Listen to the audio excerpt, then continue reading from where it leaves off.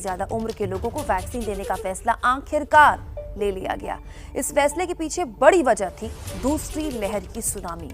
2 महीने में कोरोना के मामले और इसकी वजह से हो रही मौत आखिर क्यों इतनी तेजी से बढ़ी, आपको समझना चाहिए।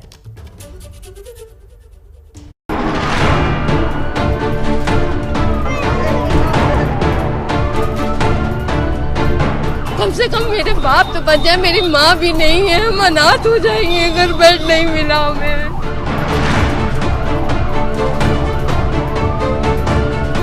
ऐसा तो नहीं इंतजाम होता है ना, किसी के माँ बाप मर रहे, किसी का बेटा मर रहा है, किसी की बहन मर रही है। अरे इतना इंतजाम तो रखो कम से कम।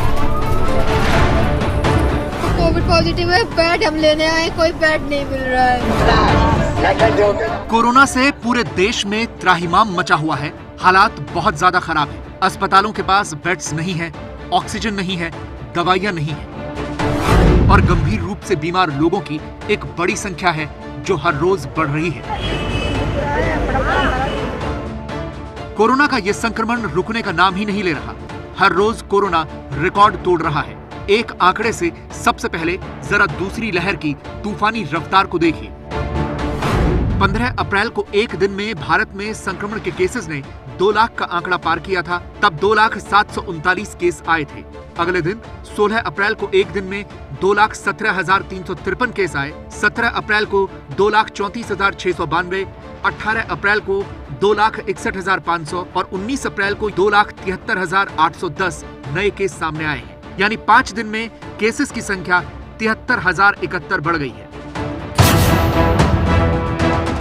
इसी तरह से कोरोना संक्रमण से होने वाली मौतों की बात की जाए तो 15 अप्रैल से 19 अप्रैल तक ये आंकड़ा भी 50% से ज्यादा बढ़ गया है। 15 अप्रैल को 1038 लोगों की मौत हुई थी। ये आंकड़ा रोज बढ़ता रहा। 1619 लोगों की मौत हुई है, जो अब तक एक दिन में हुई मौत की सबसे बड़ी संख्या है।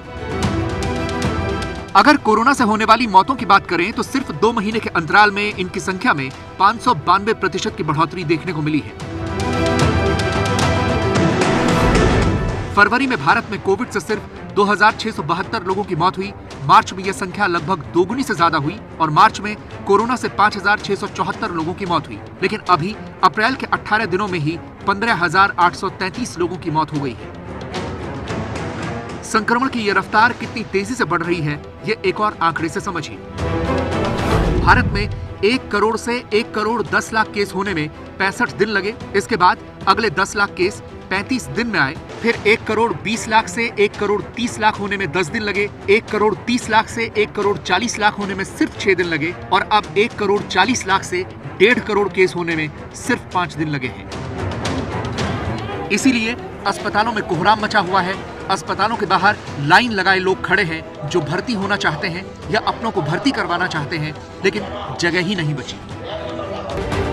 पर सवाल यह है कि इस बार इतने ज्यादा केसेस क्यों आ रहे हैं?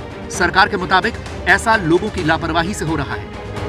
सेकेंड वेव में क्योंकि पॉपुलेशन पूरी तरह से एक्टिव रही है, तो ऐसा जरूर लगता है जो पहले व्यक्ति थे वो कमरों में थे, घर में थे काफी हद तक और बाहर आए हैं।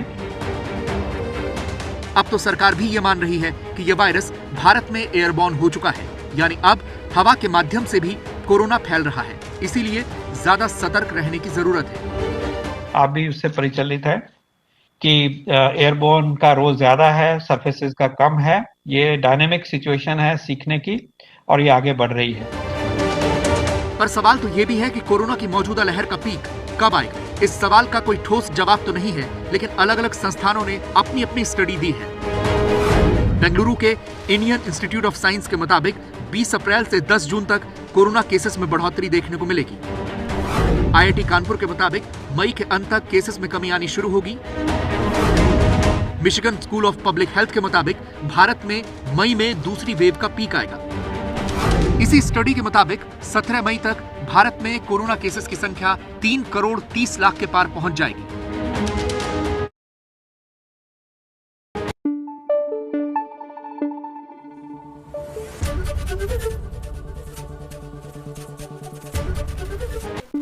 SJ न्यूज़ लाइव टीवी हमेशा आपके साथ।